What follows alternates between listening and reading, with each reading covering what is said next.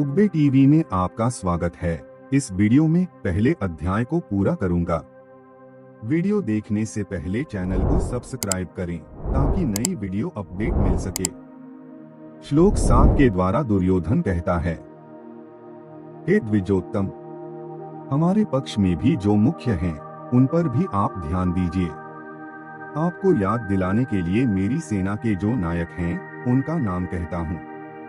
श्लोक 8 के द्वारा दुर्योधन कहता है, हमारी तरफ से योद्धाओं में आप यानी गुरु द्रोणाचार्य और पितामह भीष्म तथा कर्ण और गुरु कृपाचार्य तथा अश्वत्थामा, विकर्ण और सोमदत्त का पुत्र भूरिश्रवा है। श्लोक 9 के द्वारा दुर्योधन कहता है, इनके अतिरिक्त बहुत से शूरवीर हैं, जिन्होंने मेरे लिए अपने जीने की इच्छा का भी त्याग कर दिया है, जो अनेक प्रकार के शस्त्र अस्त्र चलाने जानते हैं तथा सभी युद्धकला में अत्यंत चतुर हैं।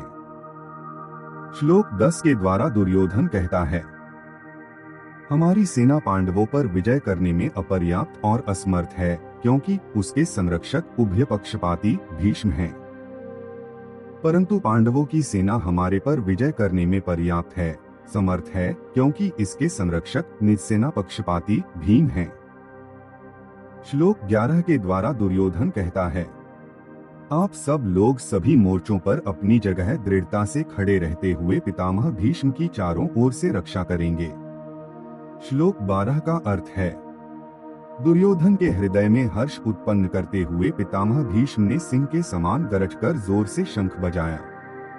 श्लोक 13 का अर्थ है, इसके पश्चात शंख, नगाड़े, बिगुल, तुरही तथा सींग एक साथ बज उठे। उनका संवेद स्वर अत्यंत भयंकर था। श्लोक 14 का अर्थ है, उसके बाद सफेद घोड़ों से युक्त महान रथ पर बैठे हुए लक्ष्मीपति भगवान श्री कृष्ण और पांडुपुत्र अर्जुन ने दिव्य शंखों को बड़े जोर से बजाया। श्लोक 15 का अर्थ है, भगवान श्री कृष्ण ने पांचजन्य नामक तथा अर्जुन ने देवदत्त नामक शंख बजाया और भीम ने पौंड्र नामक महाशंख बजाया। श्लोक 16 का अर्थ है, कुंती पुत्र राजा युधिष्ठिर ने अनंत विजय नामक शंख बजाया तथा नकुल और सहदेव ने सुघोष और मणिपुष्पक नामक शंख बजाए। श्लोक 17-18 का अर्थ है, हे राजन, श्रेष्ठ धनुर्धर काशीराज, महारथी शिखंडी तथा धृष्टद्युम्न एवं राजा विराट, अजय सात्यकी, राजा द्रुपद, द्रौपदी के 5 पुत्र तथा सुभद्रा पुत्र अभिमन्यु, इन सभी ने अलग अलग अपने अपने शंख बजाए। श्लोक 19 के माध्यम से संजय कहते हैं, हे धृतराष्ट्र, पांडव सेना के शंखों से उत्पन्न ध्वनि द्वारा आकाश और धरती के बीच हुई गर्जना ने आपके पुत्रों के हृदयों को विदीर्ण कर दिया।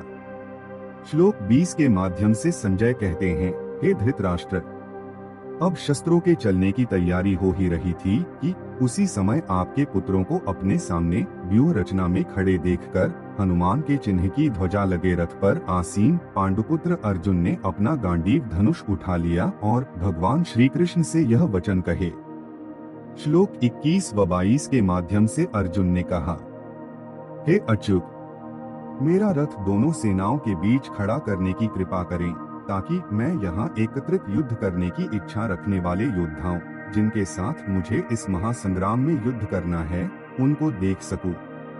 श्लोक 23 के माध्यम से अर्जुन ने फिर से कहा, मैं उन लोगों को देखने का इच्छुक हूँ, जो यहाँ पर दुष्ट बुद्धि दुर्योधन को प्रसन्न करने की इच्छा से युद्ध लड़ने के लिए एकत्रित हुए हैं।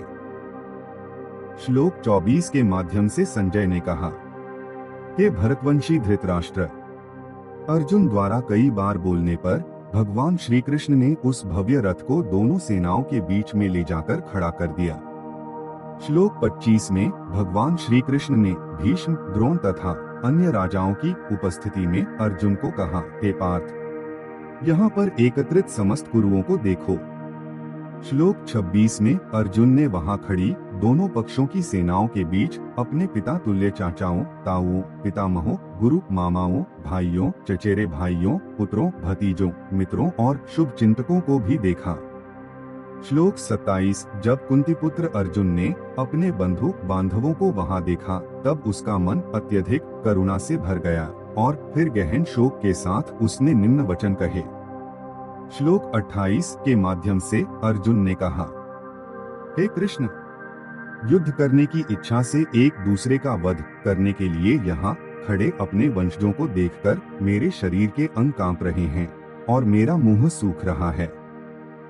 श्लोक 29 व 30 के माध्यम से अर्जुन ने कहा, मेरा सारा शरीर कांप रहा है, मेरे शरीर के रोएं खड़े हो रहे हैं, मेरा धनुष गांडीव मेरे हाथ से सरक रहा है और मेरी पूरी त्वचा में जलन हो रही है।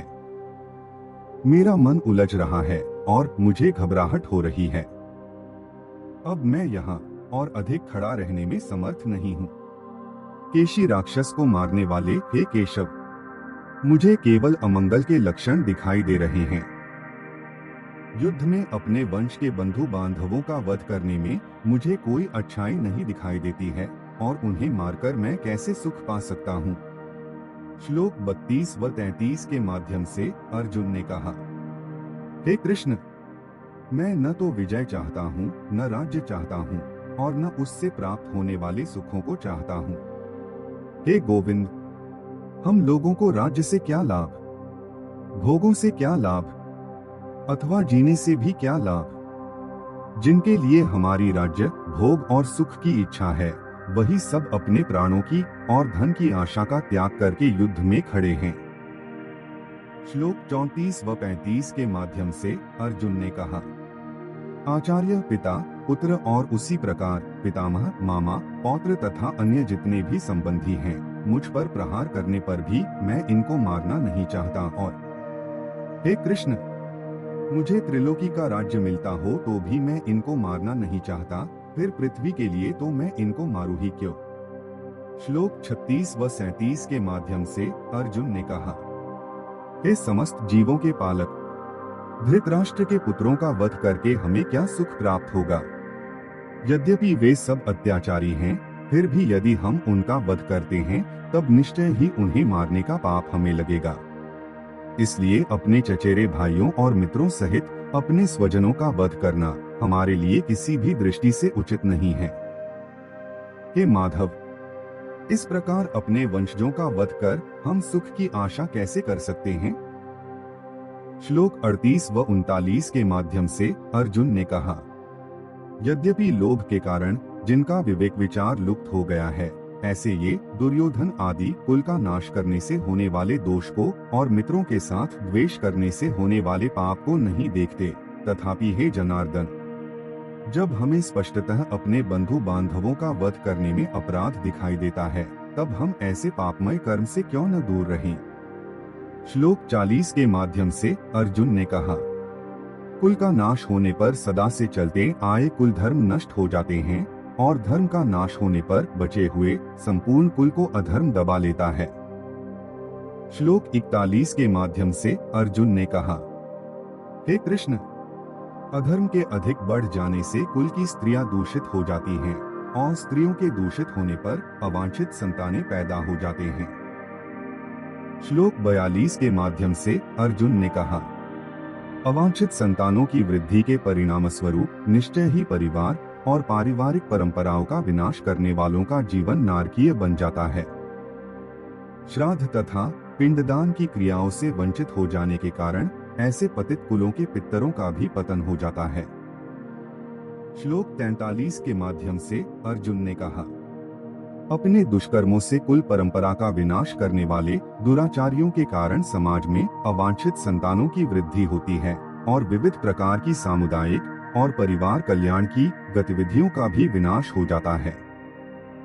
श्लोक 44 के माध्यम से अर्जुन ने कहा, हे जनार्दन, मैंने गुरुजनों से सुना है कि जो लोग कुल परंपराओं का विनाश करते हैं, वे अनिश्चित काल के लिए नरक में डाल दिए जाते हैं। श्लोक 45 व 46 के माध्यम से अर्जुन ने कहा, यह बड़े आश्चर्य और खेद की बात है कि हम लोग बड़ा भारी पाप करने का निश्चय कर बैठे हैं, जो कि राज्य और सुख के लोभ से अपने स्वजनों को मारने के लिए तैयार हो गए हैं। कितने आश्चर्य की बात है कि हम मानसिक रूप से इस महापापजन्य कर्म करने के लिए उद्यत हैं। राज सुख भोगने की इच्छा के प्रयोजन से हम अपने वंशजों का वध करना चाहते हैं। यदि धृतराष्ट्र के शस्त्र युक्त पुत्र मुझ निहत्थे को रणभूमि में प्रतिरोध किए बिना भी मार देते हैं, तब भी यह मेरे लिए बड़ा ही हितकारक होगा। पहले अध्याय के आखिरी श्लोक 47 के माध्यम से संजय ने धृतराष्ट्र को बोला, अर्जुन, ऐसा कहकर शोकाकुल मन से बाण सहित धनुष का त्याग करके युद्धभूमि में रथ के मध्य भाग में बैठ गए। पहला अध्याय यहीं समाप्त होता है। हमारे चैनल को अवश्य सब्सक्राइब करें। आपके लिए तो ये फ्री है, लेकिन इससे हमको और नई नई वीडियो बनाने की प्रेरणा मिलती है। वीडियो को अंत तक देखने के लिए आपका धन्यवाद।